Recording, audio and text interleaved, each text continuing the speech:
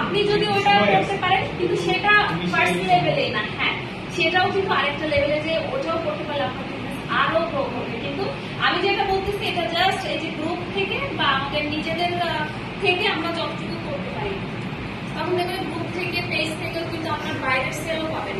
আমাদের যে শুধু চুয়াডাঙ্গা গ্রুপের নাম বলে যে আমরা চুয়াডাঙ্গার সেল পাই তা না, গ্রুপ থেকে আমাদের প্রোডাক্ট দেশের বাইরে গেছে, চুয়াডাঙ্গার আরো বিভিন্ন জেলায় কিন্তু গেছে, তাহলে কিন্তু বিভিন্ন জায়গা থেকে চুয়াডাঙ্গায় হয়তো অনেক মানুষ বাইরে আছে, এমনও হয়।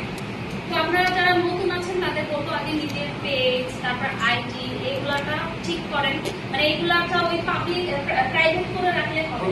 হ্যাঁ প্রফেশনাল মোডে নিয়ে আসতে আপনার ফলোয়ার্স বাড়াতে মনে করতে হবে, তখন একদম বিজনেস টাইপ চিন্তা করতে হবে যে আমার আইডিটা রেগুলার, ইভেন যদি আমার যে পার্সোনাল আইডি বাদ দেন তাইলে আপনি একটা প্রফেশনালি আরেকটা আপনার নাম দিয়ে বা